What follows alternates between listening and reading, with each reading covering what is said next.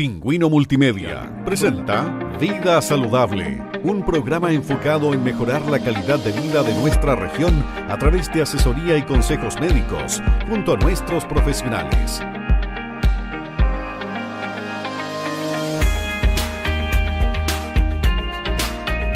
Conduce Cristian González.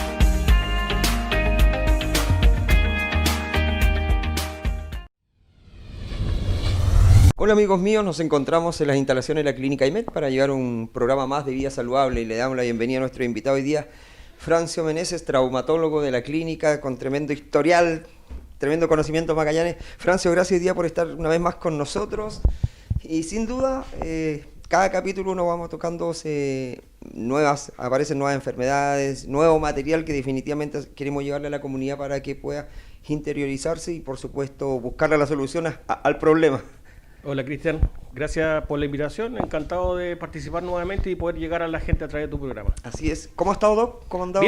Bien, sí. Bueno, la actividad traumatológica es constante, todavía tenemos algunos problemas con el tema del COVID, particularmente en el hospital, pero bueno, seguimos trabajando sin parar. Doc, aprovechando y además que estamos grabando un día bastante hermoso, comienza a mejorar el clima, bueno, no hemos bajado mucho la tasa de contagiados, pero definitivamente se puede dar la opción del paso 2, donde la gente probablemente pueda salir a trotar, pueda caminar por Costanera. Eso también, esa inmovilidad que no hemos tenido en todos estos meses, ¿puede producir también algún problema? Bueno, con el solo hecho del cambio del clima empiezan a aparecer una serie de lesiones, básicamente provocadas por la actividad nueva que la gente empieza a realizar. Básicamente salir a caminar al campo, un partido de algún deporte el fin de semana. Una pichanguita. Claro, la gente que anda en moto, por ejemplo. Entonces hay actividades que se desarrollan en el verano, no en el invierno. Y estas actividades tienen riesgo y consecuentemente traen lesiones que nosotros le llamamos lesiones traumáticas, o sea, lesiones provocadas por un accidente, por un golpe, por una caída. Y ahí, bueno, en lo que yo me dedico más, que es las alteraciones del hombro. Hay una serie de alteraciones traumáticas que pueden provocarse por este tipo de accidentes y que aumentan en el verano. Claro que sí. Doctor, cuando hablamos del hombro, ¿cuáles son las lesiones más comunes que generalmente tenemos? Bueno, lo más frecuente son las contusiones, ¿cierto?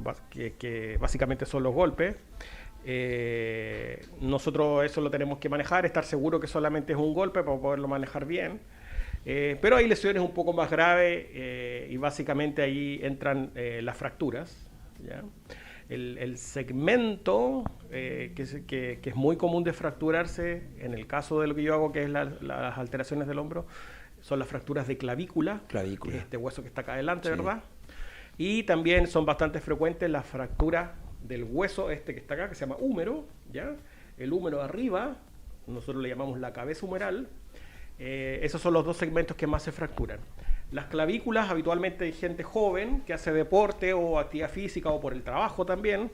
Y en el caso del húmero, habitualmente en gente mayor. Ahora digo habitualmente porque todo tiene sus bemoles, hay pacientes jóvenes también, sí, y viceversa. Pero la mayoría de los pacientes de las fracturas del húmero son gente mayor y clavícula en general gente joven producto de accidentes. Cuando hay fractura de clavícula generalmente se llega a la operación. Eso tiende a quedar bien, lo digo en el sentido que después puede volver a tener una repercusión. Sí, bueno, primero lo que hay que definir es que no todas las fracturas se operan. Perfecto. Hablando en general. Claro. ¿Ya? Cuando un hueso se quiebra o se fractura, hay dos problemas. Primero, que se rompe, pero además segundo, es que muchas veces, no siempre, pero muchas veces ese segmento roto se sale de su posición. Lo que nosotros le llamamos luxación. ¿Ya? Y eso le llamamos una luxofractura. O sea, el hueso está roto, pero además ese segmento se salió de su posición. Muchas veces, nuevamente igual esto tiene sus bemoles, pero estoy hablando en general, cuando nosotros operamos habitualmente es porque el hueso se salió de su posición. Entonces nosotros tenemos que abrir, entrar, colocar el hueso en su posición nuevamente, y para que este hueso se mantenga en esa posición y no se vuelva a mover, lo fijamos con algún elemento habitualmente metálico. Que ahí hay un montón de cosas, hay placas, tornillos, etc. Claro. En el caso de la clavícula, nosotros operamos no todas las fracturas de clavícula, sino que algunas dependiendo del nivel de daño y si es que el hueso se movió de su posición o no, y además dependiendo de la edad. En general, somos mucho más rigurosos y mucho más quirúrgicos, o sea, más cirugía en pacientes jóvenes, ¿ya? Además, hace algunos años atrás, probablemente 20 años atrás, en general no se operaba casi ninguna fractura de clavícula. Esa era la conducta de los médicos más antiguos. Pero ahora hemos ido cambiando esa opción y nos hemos puesto cada vez más quirúrgicos, o sea, cada vez las operamos más, básicamente por dos razones. Primero, por el desarrollo de los materiales.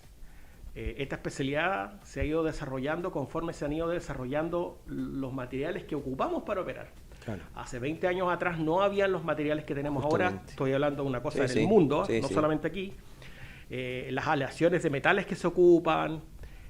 Entonces ahora tenemos muchas más posibilidades de hacer mejores cosas. Perfecto. Y además se ha visto que en muchas veces que se operan pacientes jóvenes de fractura de clavícula, permite que ese paciente se reintegre más rápido a su actividad normal. Trabajo, familia, qué sé yo. Entonces tenemos una recuperación más rápida. Perfecto. Bien. Ese es el caso de la fractura de clavícula. Entre todas las cosas que estaba buscando ahí cuando veíamos el tema o habíamos quedado de acuerdo en buscar de lo que íbamos a conversar, me apareció leyendo por ahí el hombro congelado y me llamó la atención que es definitivamente el hombro congelado. Bueno, el hombro del ser humano es bien especial. No está presente en el resto del reino animal. Si tú te fijas, los animales caminan en cuatro pies, digamos, cuatro patas, y no tienen el hombro de ellos, no tienen la capacidad que tiene el hombro del humano. Claro. El hombro del humano evolucionó para tener una gran movilidad, pero perdió algunas cosas, ¿ya? Entonces, de hecho, el hombro del humano está diseñado para lanzar objetos. Es el único animal que podemos hacer nosotros lanzar objetos, es el humano. No hay ningún otro animal que pueda hacer eso. Entonces, el hombro del humano tiene varias particularidades que no están en otros animales, ¿ya? Y hay muchas cosas que no entendemos muy bien todavía de la biología a nivel muy científico y muy microscópico. Hay cosas que no sabemos muy bien. Dentro de esas cosas hay una lesión que se llama hombro congelado, o también se le llama capsulitis adhesiva, que es lo siguiente. En algunas personas, en un porcentaje bastante bajo, un 5 o un 10%, personas que tienen una lesión de hombro de cualquier naturaleza, puede ser un golpe, puede ser una tendinitis, puede ser una fractura, la verdad, cualquier cosa, a veces responden con una inflamación exagerada. El hombro se inflama de una manera que es mucho más abundante que lo que uno pudiese esperar. Esa inflamación se llama capsulitis adhesiva o hombro congelado, que es lo mismo. No sabemos muy bien por qué se produce y la verdad es que es bastante molesta y bastante difícil de manejar.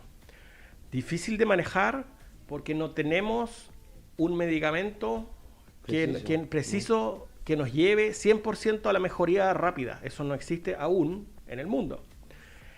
Y además difícil porque habitualmente se tarda un par de meses en mejorar. Ahora, aquí el problema muchas veces se transforma finalmente en la capsulitis adhesiva o el hombro congelado y no en lo que lo provocó, digamos. A veces lo que lo provocó se mejora. Claro. Y resulta que la persona todavía queda con este hombro congelado. El manejo actual de la capsulitis no ha cambiado mucho con los años porque la verdad es que no se ha desarrollado todavía suficiente ciencia como para ir mejorando el tratamiento. Pero básicamente lo que hacemos es tratar de acompañar al paciente dentro de su alteración. Usamos básicamente manejo con antiinflamatorios que pueden ser orales o inyectables. Mira, ya. Cuando nosotros los inyectamos, a eso los traumatólogos le llamamos infiltración. Sí. Básicamente colocamos unos antiinflamatorios fuertes que se llaman corticoides. Los colocamos dentro del hombro y acompañamos también esto con mucha kinesiología. Porque uno de los problemas de las capsulitis o del hombro congelado, aparte del dolor, es que el hombro se va rigidizando, va perdiendo su movilidad y su fuerza. Entonces eso lo tratamos de evitar con la kinesioterapia. ¿Eso también tiene que ver con la edad o no? No necesariamente. No necesariamente. Las capsulitis, la verdad, se distribuyen en distintas edades. Y hay factores, la verdad, que no conocemos muy bien. No sabemos muy bien qué es lo que pasa, qué personas sí, qué otras no. Y lo otro que pasa es que con el desarrollo de la resonancia nuclear magnética, que es nuestro examen más detallado para este tipo de alteraciones, y como el uso de la resonancia nuclear magnética se ha ido extendiendo, o sea, cada vez hacemos más resonancias porque ya no son tan caras como antes, claro. Nos hemos dado cuenta que hay más capsulitis de las que pensamos, claro. Porque las capsulitis se ven muy bien en las resonancias. Entonces, como hacemos más resonancias, vemos más capsulitis. Claro que sí. Cuando hablamos de las dislocaciones, ¿cuando se nos sale el hombro? Sí, dislocación. Le decimos así. Sí, está bien, se puede decir dislocación, aunque nosotros habitualmente aquí en Chile ocupamos el término luxación, pero es igual, es válido. Luxación significa cuando un segmento anatómico sale de su posición, o sea, se zafa, se mueve, ¿ya? Y a eso le llamamos luxación. En el caso del hombro hay una luxación que es muy clásica, que es la luxación de este hueso, nuevamente, que se llama húmero. Ese hueso se contacta con otro, ¿cierto?, que se llama escápula, que la gente le dice la paleta. La paleta. Y el húmero es el que se sale de su posición. Es una lesión bastante frecuente. Sí. Muchas veces está relacionada con accidentes deportivos, domésticos, qué sé yo. Y hay un porcentaje, aunque es más chico, de pacientes que se les sale muy frecuentemente, pero que está relacionado con laxitudes, ¿ya? Gente que es hiperlaxa, pero esos son problemas ya casi de musculatura de nacimiento. Lo más común es que se salga por accidentes, qué sé yo, domésticos, deportivos. Y cuando el hombro se sale, provoca un dolor bien importante. La gente le molesta mucho. Sí. Y es bien difícil, que no siempre, pero generalmente el hombro no vuelve solo a su posición. Por lo tanto, la gente habitualmente llega a algún servicio de urgencia. Claro. Porque el dolor es muy importante, entonces consultan rápidamente. Le tomamos una radiografía, nos damos cuenta que el hombro está fuera de su posición, y ahí, bueno, nosotros con algunas maniobras que sabemos hacer, ¿cierto?, tratamos de colocar el hombro de nuevo en su lugar. Una vez que el hombro entra en su lugar, el dolor desaparece de inmediato y el paciente se siente aliviado de inmediato. Es una bendición, digamos. Ahora, el problema no solo llega ahí, sino que cuando el hombro se sale de su lugar, no se sale simplemente, sino que además rompe todas las estructuras que están alrededor. Eso es. O puede romper algunas estructuras que están alrededor, ¿ya? Y eso, cuando nosotros recibimos al paciente en la urgencia en ese minuto, no lo sabemos qué puede haberse roto y qué no, digamos. Lo que nos convoca en ese minuto es simplemente colocar el hombro en su lugar. Claro. Pero después en la consulta, tiene sus consecuencias, claro, ¿no? Después en la consulta, nosotros tenemos que volver a evaluar a ese paciente y ver qué estructura potencialmente se dañó con la salida del hombro. Y eso nuevamente lo vamos acompañando según en las características, digamos, con una radiografía, escáner, resonancia, y eso es súper importante igual. Qué importante saber todo eso, porque son cosas puntuales, diarias, que están, sobre todo, como dice usted, en el tema laboral o lo deportivo. ¿Quién no se ha caído y ha tenido...? Sí, es bastante frecuente. Eso es bastante frecuente y normal. Si nos metemos en esta misma zona, el del hombro, vamos a encontrar que estamos leyendo, nos vamos a encontrar, no sé, con bursitis. ¿Qué es la bursitis? Bien. En todas las extremidades hay unas estructuras que se llaman tendones. Bien. Los tendones son las especies de cables, ¿ciertos?, que hacen que se muevan los dedos, se muevan los brazos, provocan el movimiento. Bien. Estos tendones no están simplemente así solamente, sino que tienen algunas estructuras que lo protegen alrededor, ya como un aislante de las cosas que están alrededor. En algunos puntos, estos tendones están protegidos por unas especies de almohadillas, por una especie de cobertura viscosa, gelatinosa, lubricante, que hace que el tendón se mueva, ¿cierto?, suavemente por encima del hueso, qué sé yo. Esas estructuras en algunos puntos se llaman bursa. ¿Bien? Que bursa, bueno, significa en latín, significa bolsa. ¿Bien? Entonces, Cuando hay alteraciones del tendón, o muchas veces que nosotros asociamos alteraciones al tendón, no es necesariamente el tendón es que está alterado, sino que esta estructura que está alrededor que se llama bursa. Y a eso nosotros le llamamos bursitis. Bien. En general, depende el segmento anatómico, pero en el caso de lo que yo hago, básicamente, que es las lesiones del hombro, muchas veces las bursitis son más molestas que la tendinitis, que está debajo, digamos. Claro.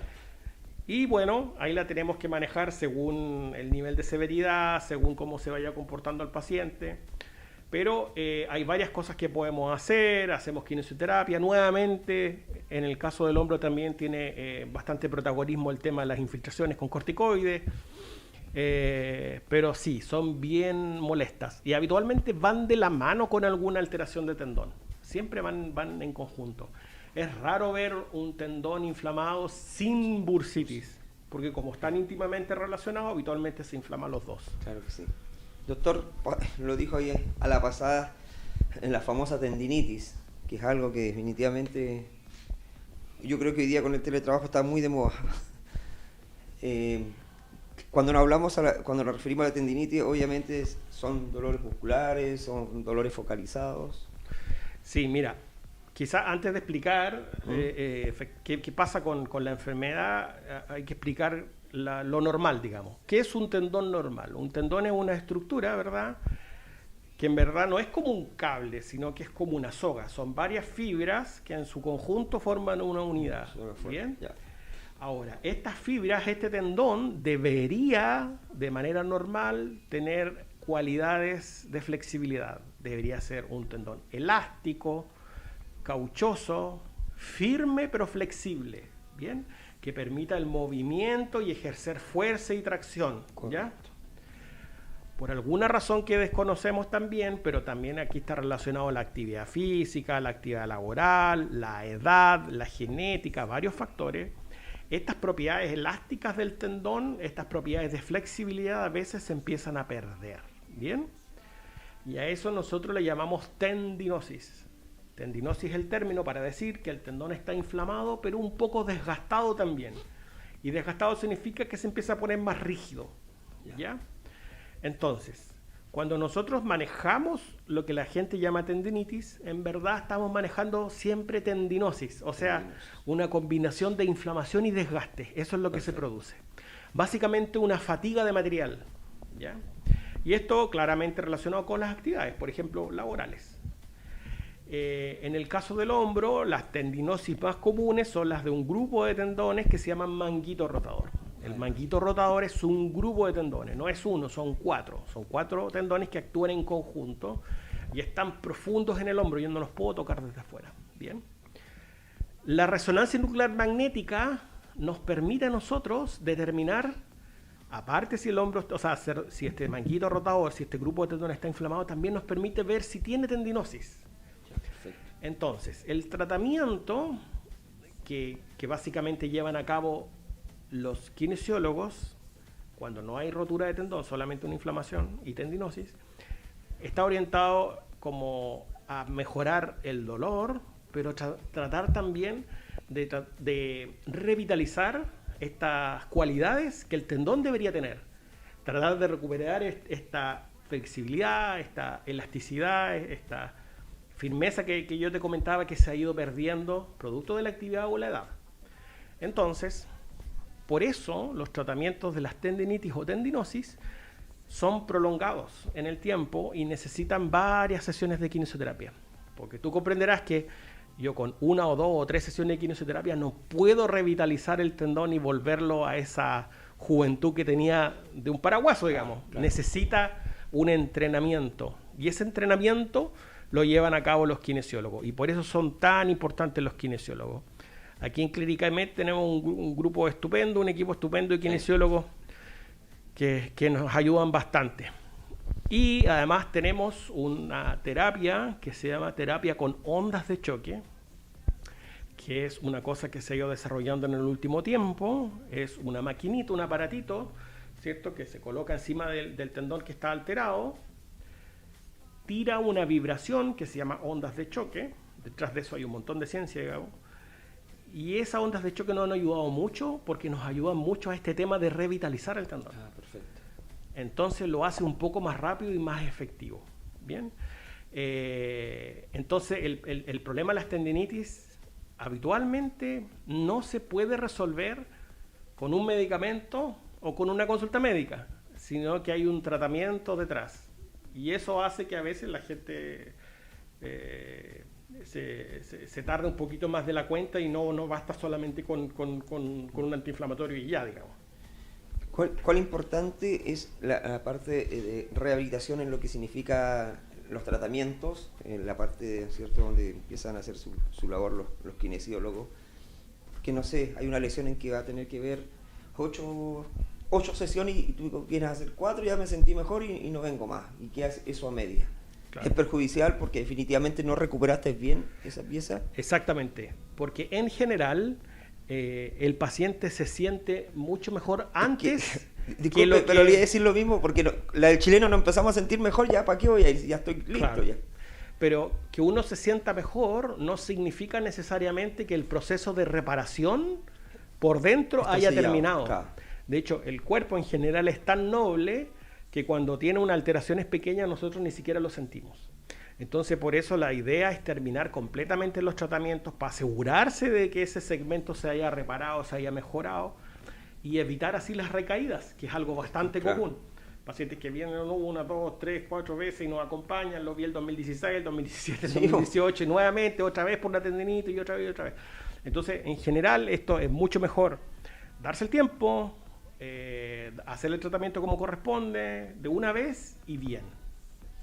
Hay lesiones que definitivamente si no se termina este trabajo, ¿no es cierto?, este proceso, y que a media, con el tiempo se vuelve crónico y después ya es difícil recuperarlo. En el caso de las lesiones de tendón, sí, algunas veces es difícil de recuperar, pero yo creo que lo que hemos visto últimamente con el uso más continuo de este nuevo tratamiento de ondas de choque nos ha mejorado bastante. Porque antiguamente se hablaba mucho de lesiones crónicas. Sí, de hecho... se ocupaba mucho ese término de enfermedades, de lesiones crónicas. Claro, incluso yo te puedo decir, hace 5 o 6 años atrás llegamos incluso a operar, por ejemplo, tendinitis del codo. Yo mismo llegué a operar y eso estaba descrito y tenía ciencia detrás, digamos, es lo que correspondía. Pero la verdad, hace un buen par de años ya que no es, por lo menos en mi experiencia personal, no se ha necesitado hacer cirugías no hemos llegado a ese nivel con la presencia de las ondas de choque, que es este aparatito que te acabo de comentar, que la verdad es que es bastante bueno porque no es una terapia invasiva. Claro, invasiva sí. Nosotros le llamamos cuando nos tenemos que meter con algún elemento adentro del cuerpo. Esto no, básicamente se coloca la máquina encima de la piel y anda súper bien. En eso tiene mucha relación, doctor, más allá de la tecnología, de las herramientas hoy día que son obviamente mucho más actualizada y moderna a lo que teníamos tantos años atrás.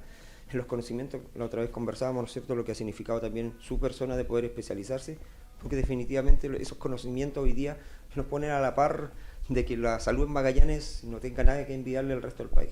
Sí, yo tengo una buena opinión del nivel de la salud en general en la región, digamos. Siempre es un problema la posibilidad y el acceso a salud en ciudades pequeñas. Sí. Pero eso, bueno, creo que lo conversamos una vez, eso es un fenómeno en todas partes igual, digamos. Pero aquí en Punta Arenas, para el tamaño de la ciudad, creo que tiene en general es bien resolutivo. En el área mía, mi especialidad en traumatología, hay muy pocas cosas que enviamos a Santiago. Yo trabajo en el hospital también. Básicamente algunas lesiones tumorales las enviamos hacia el norte del país, pero el resto de las alteraciones del esqueleto las manejamos prácticamente todas. Perfecto. Sí. Doctor Francio Meneses, queremos agradecerle que haya estado hoy día con nosotros en este primer bloque de Vida Saludable.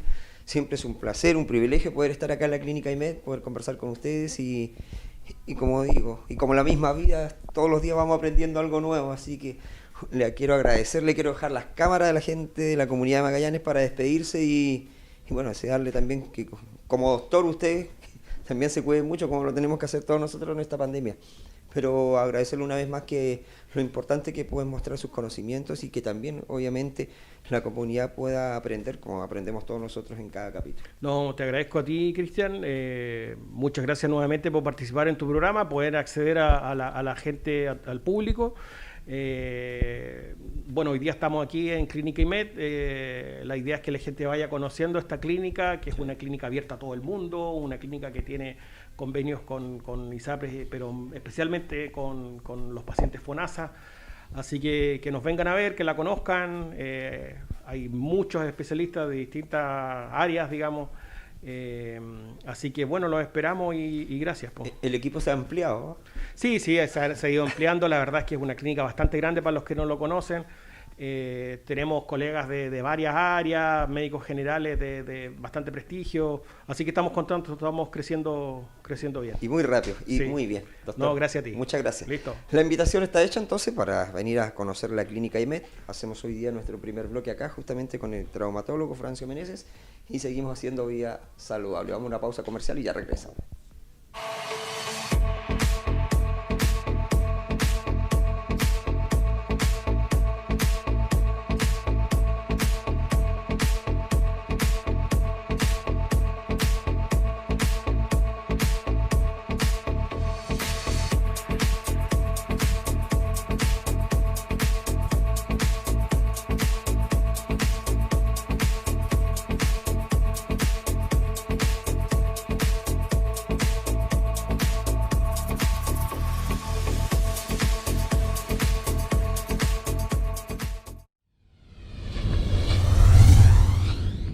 Hola amigos míos, seguimos haciendo Vida Saludable y ya estamos con nuestra psicóloga María Belén Almonací.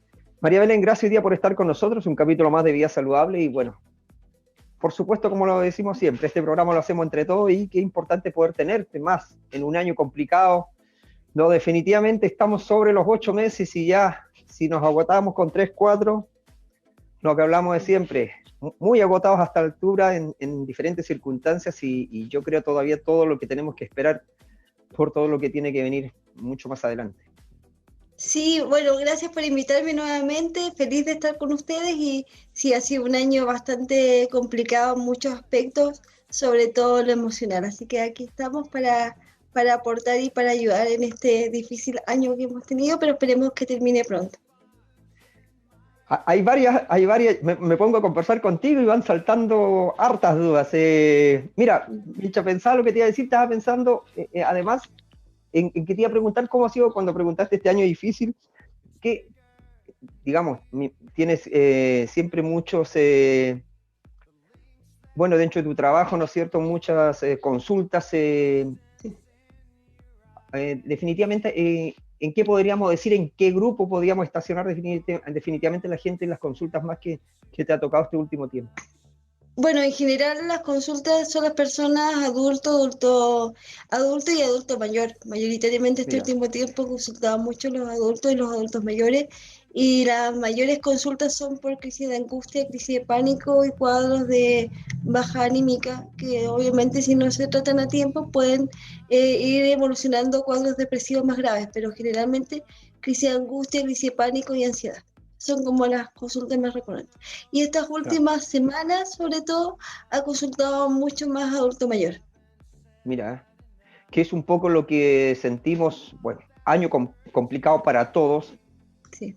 Menores, escolares, entre 20 y 50 para arriba, y demás, todos ciertamente agotados por esto que nos está pasando, pero revertidos en lo psicológico. Es como cuando entrenamos, estamos cansados, pero el esfuerzo tiene que seguir y tenéis que darle la vuelta al destino. Ahora yo creo que más que nunca tenemos que doblarle la mano al destino, porque si bien sabemos que estamos en un momento complicado, no los podemos seguir hundiendo. Definitivamente hay que seguir luchando, o nos convencemos que hay que trabajar día a día, o definitivamente estar con esto que nos pasa, o nos acostumbramos a vivir en pandemia, o definitivamente tenemos que sentir que en algún momento esto va a pasar y vamos a volver a la normalidad. Sí, como dices tú, yo creo que acá se han puesto a prueba todos nuestros mecanismos de adaptación, sacar energía y motivación donde ya queda poco, porque en el fondo este ha sido un año de reinvención constante, donde hemos estado sometidos a ansiedad y estrés constante, donde, como hablábamos en el capítulo anterior que nos acompañé, se han modificado muchas de nuestras rutinas que ya teníamos instauradas, desde cosas tan básicas como relacionarnos, a cosas más complejas como la interacción, el trabajo, la vida, el distanciamiento social, el tema económico que ahora nos está golpeando muy fuerte como ciudad y como región, particularmente por esta cuarentena tan extensa, que las personas obviamente saben que por un lado tienen que cuidarse, que es muy importante, pero por otro lado también vienen los compromisos económicos, que cómo los eludes y cómo lo haces si no tienes los recursos Es económicos inevitable. para cubrirlos, claro. Entonces es otro factor más estresante aún. Ahora sumamos que estamos pronto a las fiestas de fin de año. Hay muchos rituales que ya no hemos podido hacer como sociedad durante este año, y las fiestas de fin de año van a ser complicadas, van a ser distintas. Claro que sí. Como dices tú, hay temas inevitables, se nos viene la fiesta de fin de año. Si no hay, o si definitivamente falta el factor económico, se nos complica aún más de lo que ya estamos viviendo. Partamos un poquito por lo que recién tocaste, que era el hablar del adulto mayor. El adulto mayor lo ha pasado bastante más mal que todos nosotros, porque definitivamente, a ver, poniéndolo en el buen chileno, diciendo, si yo puedo ser relativamente, o los jóvenes, me siento estresado más allá de faltarles a los protocolos de resguardo, de salud, de sanitización, de la cuarentena, que no puedo salir teniendo mis condiciones claras, puedo salir, y lo han hecho. ¿Para qué vamos a andar con cosas? Mucha gente en los días bonitos se dio a la costanera, se las arregla, pero el adulto mayor no es que yo me ponga una chaqueta, un chaleco y salgo a la calle. Ha sido muy complicado para ellos en ese sentido, y bueno, más adelante de otras cosas también que vamos a ir dando durante el programa. Para el adulto mayor sí ha sido muy complicado, porque ese grupo etario sobre todo ha tenido que cumplir la cuarentena de forma muy estricta, y pensemos que muchos adultos mayores tristemente por circunstancias de la vida están solos y tienen que abastecerse solos y hacer sus cosas el día a día solos, y cuando hay restricciones de este tipo de movilidad, de salud, ¿cómo lo hacen? Entonces ha sido súper complejo. Si bien se ha visto ayuda de canastas de alimentos, obviamente eso no va a ser semanal, ojalá fuera semanal, pero es cada cierto tiempo. Entonces viene el tema que muchos adultos mayores yo creo que están recurriendo, que es racionar esos alimentos para que les dure más tiempo, y obviamente eso va en desmedro de su alimentación y de su estándar de vida y su día a día. También está el tema de los medicamentos. Hay muchos adultos mayores que hoy día han hecho público en los medios de comunicación que los supermercados no los dejan ingresar. Así es. Por la edad. Entonces también es un tema. O sea, tú te pones a analizar esta pandemia y obviamente uno llama a la empatía, a la solidaridad, y claro, al principio partimos con horarios preferentes para ellos, que estaban más seguros, más resguardados, que era posterior a las sanitizaciones de los locales, y hoy día nos enfrentamos a un escenario totalmente distinto, que es no pueden entrar. O sea, ¿y cómo se abastecen? ¿Cómo se alimentan? Entonces, claro, por un lado tú tienes que cuidarlos, pero también tienes que darle las herramientas para que ellos puedan seguir subsistiendo. Entonces, todo un tema que en el fondo ha evolucionado, pero en algunos aspectos no tan bien como se debería. Y los ha perjudicado específicamente a ellos. Claro, justamente no pueden movilizarse, no pueden tener las mismas condiciones que tiene el resto, de forma, como dices tú, se partió, ¿no es cierto?, con algunos protocolos por ahí, dándoles prioridades, pero definitivamente ya pasando los meses, y quizás, ojalá que no lleguemos en algún momento que aquí el que se salva nomás, porque ahí va a ser más complicado para todos, porque definitivamente llegamos a eso, si al final, como te digo, está la ayuda, pero para ellos, al final no es tampoco un día a día que estén todos pendientes justamente de ellos. Hay muchos adultos mayores, matrimonios que viven solos, y definitivamente, ¿cómo lo hacen? Tengo que salir, uno de ellos tiene que salir, y estamos hablando de lo complicado, digamos, que no tengan un problema de salud. Claro, como dices tú, hay muchos matrimonios que viven solos, o adultos mayores que viven solos, que no tienen familiares, una red de apoyo cercana para poder abastecer sus necesidades. Entonces tienen que salir, y hay adultos mayores que tienen enfermedades y patologías importantes que impide la movilidad libremente. Entonces, todo un tema que yo creo que dentro de esta idea de cuidarlos, que obviamente todos lo compartimos, pero también hay que pensar y dar una opción, una herramienta para que ellos estén cuidados, pero también estén abastecidos, protegidos, seguros, y que esta pandemia, si bien es un tema de salud, no implique otros aspectos como el emocional, porque ellos se angustian, se sienten vulnerables, se frustran, porque no pueden llevar a cabo su día a día, y obviamente dicen, claro, no me voy a enfermar del COVID, pero estoy solo, estoy pasando necesidades, y esas son las consultas que te dicen cuando vienen a ver un especialista. Y eso gatilla crisis de pánico, crisis de angustia y todos los cuadros que ellos están experimentando hoy en día. María Belén, un poco tocamos y lo encapsulamos, ¿no es cierto? Hay trimbónico que vive solo. Muchos, me imagino, pacientes que tienes tú también deben ser dentro de un rectángulo ya familiar, porque también, aunque vivan acompañados, volvemos casi a lo mismo. El resto sí puede hacerlo, bien o mal, sale a la calle, se moviliza, pero los que no tienen que definitivamente estar encerrados prácticamente estos 8 meses en casa, no lo pueden sacar a pasear, porque también es un tema. Están quizás también en la parte psicológica pensando que el entorno que tienes en la familia no lo vaya a contagiar, porque no van a aguantar el COVID como lo está aguantando el resto de la familia. O sea, hay varias cosas que están dentro de la cabecita que finalmente le juegan en contra. Son muchos factores, está el temor a contagiarse, el temor de la familia a contagiar al adulto mayor también, claro, es un tema bastante complejo. La familia tiene que seguir ejerciendo su labor, por ejemplo, las personas que trabajan en primera fila o en ámbitos relacionados a la salud, o incluso que trabajan en general en comercio o en empresas, también tienen temor a contagiar a sus seres queridos. Está el temor de ellos a ser contagiados, de repente pueden vivir en la misma casa, pero de por sí se crea una distancia, que es la propia distancia social que estamos llamados a realizar, que también genera una cierta desconexión con lo que está pasando con la otra persona. Por eso la invitación es a que dentro de, obviamente, guardando los protocolos de autocuidado y la distancia requerida o el uso de mascarilla, incluso, por ejemplo, aunque la gente de repente lo encuentre muy extraño, cuando vas a estar con un adulto mayor en casa, a veces incluso es mejor usar mascarilla, porque muchos adultos mayores tienen dificultades de audición, tienen cierto grado de hipoacusia, entonces tú tienes que por obligación acercarte más a hablar con ellos para que te puedan escuchar de mejor manera. Entonces una forma segura sería o con un escudo facial o con una mascarilla. Por eso, claro, suena extraño usar mascarilla en casa, pero... Disculpa, aunque parezca muy exagerado, pero se va creando definitivamente ese ambiente dentro de la casa porque estáis conviviendo con ellos y tú, más joven, no quieres que ellos se contagien. Entonces se va creando ese temor, ese ambiente, ese temor también. Claro, y tratar de transmitir cierto grado de tranquilidad, tratar de que ellos salgan al patio, de que tengan rutina, los que puedan hacerlo, de que su día a día tenga ocupaciones para que en el fondo la ansiedad no se eleve, porque cuando tú estás con tiempo libre y encierro, y obviamente tú, aunque uno no quiera, de repente la mente funciona y uno se pone a pensar y se elevan los niveles de ansiedad. Entonces entregar rutinas, poder preguntar cómo están, ver si la conducta ha cambiado, si por ejemplo a la adulta mayor le cuesta más quedarse dormido o se despierta más temprano, o está comiendo menos, o está más ansioso, está más irritable.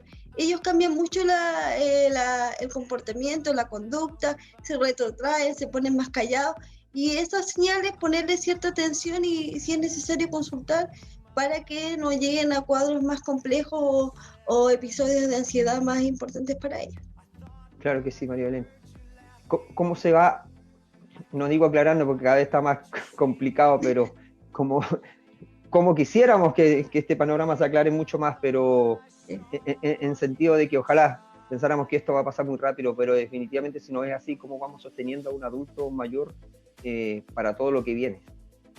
Sí, lo importante y lo más importante, y sobre todo en estas fiestas de fin de año, es que la familia, dentro de lo posible, con las herramientas que tengan, los visiten.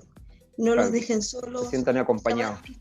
Se sientan acompañados, quizá no físicamente los que vivan fuera del hogar del adulto mayor, pero sí una llamada telefónica. De repente el resto de los miembros de la familia tienen acceso a internet, a WhatsApp, a videollamadas, que les hagan videollamadas que hoy día también es tan importante, sí.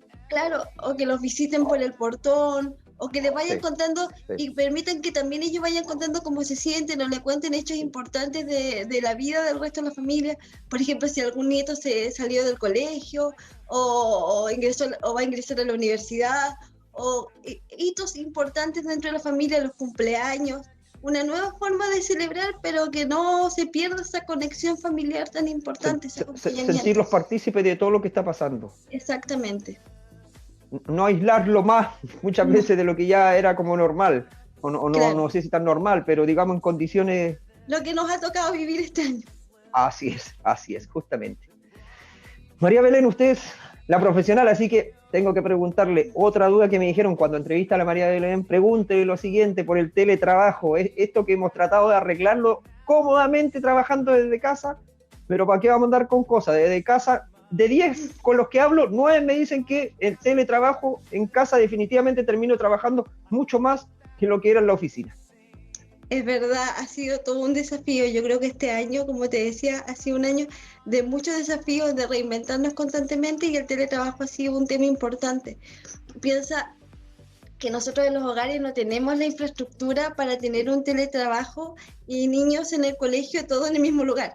Tampoco tenemos muchas veces todos los miembros de la familia un computador cada uno. Entonces Así ha sido es. un tema de tolerancia, de respetar tiempos, de poner horarios. Y como dices tú, el teletrabajo, uno de los temas más complejos, que si bien es como paradójico, porque por un lado estamos conectados, y a veces mucho más conectados que nuestro día a día laboral presencial, pero a la vez estamos conectados también.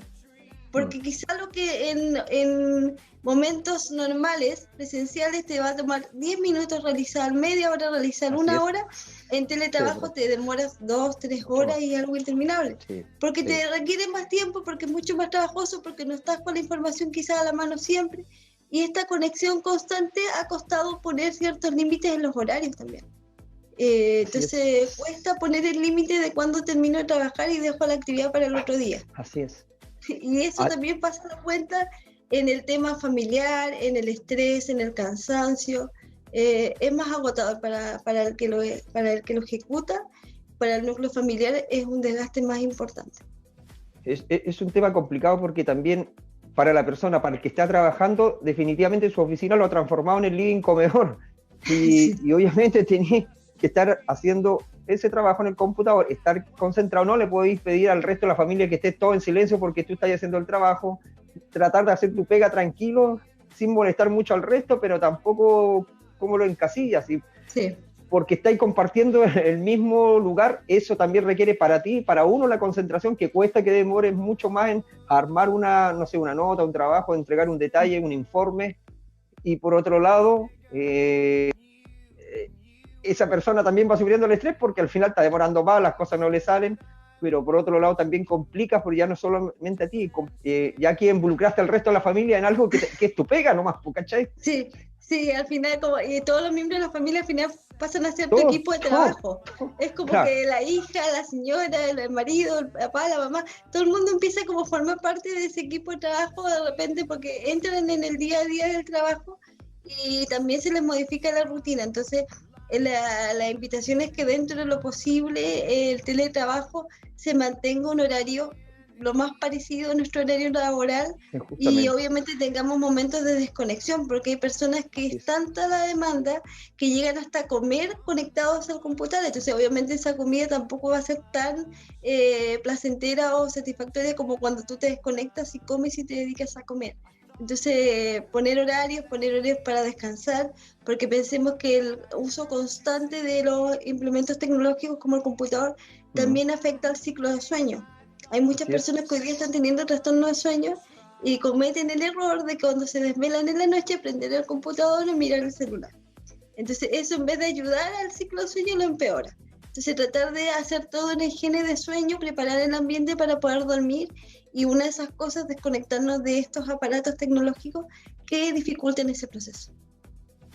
Esto en algún momento, porque esta sobrecarga definitivamente que se puede transformar este teletrabajo en casa, cuando no es cómodo, cuando dices tú de repente conectado varias horas en la mañana, durante la tarde, hasta la noche, dependiendo del trabajo de cada uno, pero pareciera que como estás en casa te piden los informes, no, hay cada rato puedes tener tiempo para eso. pero definitivamente, ¿a dónde puede llegar a parar este trabajador a este ritmo que ha tenido 8 meses soportando tu carga laboral, soportando la crisis de familia y todo lo que se viene más adelante? ¿Te puede venir obviamente un cuadro importante de estrés? Sí, te puede venir un cuadro importante de estrés. De hecho, también sumémosle el tema de lo que hablábamos del encierro. Tampoco estamos ejerciendo jornadas laborales normales porque tampoco podemos salir a dar una vuelta, pasear el fin de semana, distraernos un rato. Entonces sí, te pueden venir cuadros de estrés. De hecho, hay muchas personas que hoy día están sufriendo cefalea, dolor de cabeza importante, como te decía, trastornos de sueño, trastornos de ánimo. Entonces sí, yo creo que va a pasar la cuenta.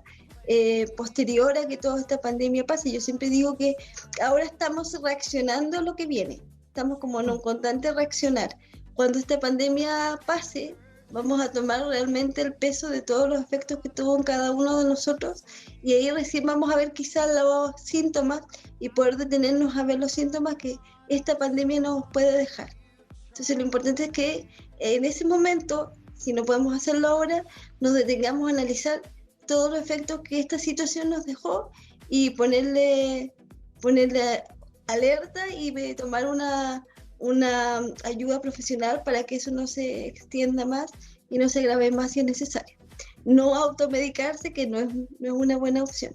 Que de repente las personas también recurren a eso.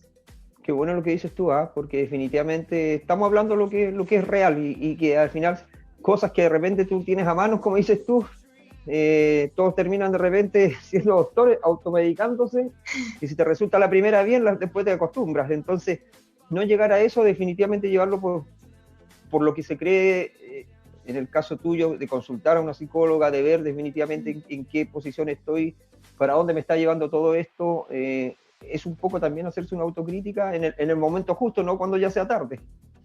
Claro, lo que pasa es que uno generalmente cuando está bajo una situación de estrés constante, viene un desgaste, pero mientras tú estás bajo ese estrés, tú vas a responder y lo normalizas. Normalizas muchas veces que no estás durmiendo bien, que no estás comiendo bien, que tu ánimo ha cambiado, que estás más irritable. Uno le empieza a buscar explicaciones. No por el trabajo, no porque estoy cansado, no porque me dormí tarde porque me quedé mirando televisión, no porque me dormí tarde porque estoy durmiendo más tarde, etcétera. Pero lo importante es que uno sabe cómo era su proceso antes de esta pandemia y los cambios que ha modificado, y si eso se mantiene en el tiempo, obviamente tomarle el peso y ser responsable con uno, que uno de repente con el ritmo de la vida deja de lado el autocuidado.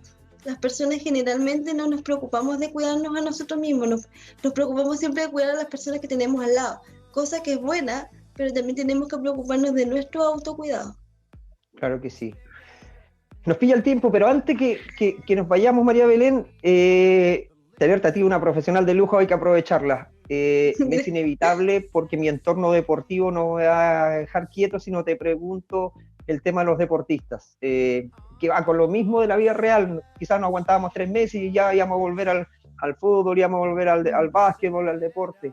8 meses de aquí estamos, probablemente nos encontremos que en un par de semanas más podamos pasar a un paso 2, pero de ahí a que volvamos más lejos. Por ahí hoy día escuché un paso 3, podríamos acercarnos a que puedan abrirse algunos gimnasios bajo toda la medida sanitaria, protocolar, que era algo que estaba amarrado en el paso 4. Esto ahora lo reestructuraron y lo bajaron al paso 3.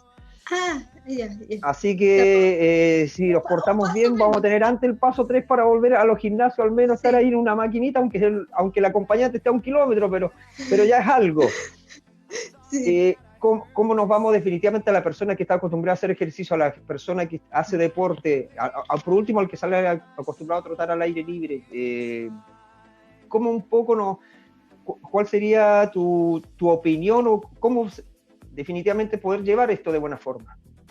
Es súper difícil porque las personas que hacen deporte constantemente es una rutina y un estilo de vida. No es un tema ni para la estética ni nada de lo que la gente que no está cercana al deporte asocia al deporte. Es un estilo de vida, y pensemos también que el deporte es una muy buena válvula de escape para botar el exceso de energía que yo creo que todos tenemos de manera desbordante ahora producto de la cuarentena. Entonces sí, sirve mucho. La invitación es que dentro de lo posible que nos permite esta cuarentena, tomando los resguardos, quizás, no sé, en el patio o en la misma casa, dentro de lo que permita la infraestructura de los hogares, es hacer ejercicio. Es una buena invitación, por ejemplo, para la gente joven, para los niños, que también ha sido un tema bastante estresante para ellos, para los adultos mayores, dentro de, obviamente, la condición física y de salud que tengan, tener cierta movilidad física, salir a caminar al patio, y las personas que practican deporte, hacer rutinas de deporte. Hoy día sí hemos tenido algo bueno, es que nos hemos acercado a la tecnología más de lo que teníamos antes, y ahora está con muchos tutoriales donde nos enseñan a hacer rutinas y tratar de que ese ritmo no se nos pierda dentro de las posibilidades que nos entregue nuestro hogar. Pero la invitación es que sí, que hagamos ejercicio, porque bueno, la gente que practica algún deporte también lo ocupa como medio de socialización, que tampoco se ha podido realizar. Entonces es un tema importante. Te eleva la autoestima, te elimina exceso de energía, te sube los niveles de felicidad, te deja más activo, más feliz. Entonces sí, es muy importante el ejercicio, sobre todo en esta situación, para poder paliar los niveles de ansiedad y que estemos mucho más tranquilos y mucho más motivados y activos, obviamente. María Belén, ahí vamos a tener a futuro algún tercer programa. Vamos a conversar de lleno el tema de los deportistas, porque definitivamente hablaste de algo que es la parte de sociabilidad, el que está acostumbrado a jugar, de juntarse con los amigos, el camarín y todo eso. Y hoy día se da una dinámica súper especial, se da una dinámica muy especial, y en el fondo, como te digo, es un estilo de vida. La persona que hace deporte, cuando pierde esa rutina, le altera todo su día a día, anímicamente, físicamente, cognitivamente, porque ya te cambia, incluso te ayuda para la forma de pensar, para la concentración, para la atención. El deporte tiene muchos elementos positivos para las personas, así que la invitación es que lo practiquemos considerando obviamente los espacios que tenemos en el hogar, que a veces no son muy grandes, pero tratar de implementar. Nuestras casas se han transformado en todo, en oficina, en gimnasio, de todo un poco. Tratar de implementar esos espacios para poder hacer deporte. Además que cuando uno va a jugar y gana, es una cápsula de felicidad después que te vas para la casa. Y al otro día el despertar es mucho mejor. Sí, es verdad, es verdad. Eso es así. María Belén, quiero agradecerte que haya estado hoy día una vez más en Vida Saludable. Nos queda mucho por delante todavía para seguir haciendo programas, así que para nosotros es un orgullo y un privilegio poderte tener en nuestro programa. No, muchas gracias a ustedes. Ustedes saben que cuando quieran, necesiten de mi participación en el programa, pues, claro, de mi participación, cuenten conmigo, y la idea es apoyar a la comunidad, sobre todo en este año que ha sido complejo, pero la invitación es que tengamos paciencia. Suena un poco extraño porque hemos pedido paciencia todo este año, pero que tengamos paciencia, que tengamos ánimo, que pensemos que vamos a salir de esto todos juntos, que tenemos que dar el último energía para poder llegar hasta el mejor, y que sobre todo, y el bien mayor, es que estemos sanos, que estemos juntos y que nos podamos volver a abrazar y que podamos superar este virus que nos ha golpeado sin previo aviso. Pero eso, la invitación es que tengamos calma y que ya va a pasar, y que después de las cosas malas siempre viene la calma y el momento para reflexionar y para valorar las cosas que yo creo que después de esta pandemia tienen un valor mucho más especial para cada uno de nosotros. Así es. Ahí tenemos otro tema para futuro, lo que va a ser después de la pandemia, cómo nos vamos a comportar y cómo definitivamente hemos aprendido a vivir en esto. María Belén, muchas gracias, un abrazo, un besito, a cuidarse mucho y esperamos verla a futuro. Esperamos verlo pronto también. Sí, esperamos seguir viéndonos, y cualquier cosa que necesiten, cuenten conmigo. Muchas gracias, nos van a salir caros los honorarios, pero no nos queda otra, tenemos que seguir en esto. María Belén, muchas gracias. Junto a nuestra psicóloga, definitivamente de Vida Saludable, María Belén Almonacid, cerramos nuestro programa y nos vemos la próxima semana. A cuidarse mucho y esperamos pronto salir de esta definitivamente pandemia del coronavirus que nos ha complicado bastante este 2020. María Belén, muchas gracias, y a todos igual, abrazo y a cuidarse mucho. Nos vemos, chao, chao. Pingüino Multimedia presentó Vida Saludable, un programa enfocado en mejorar la calidad de vida de nuestra región a través de asesoría y consejos médicos junto a nuestros profesionales.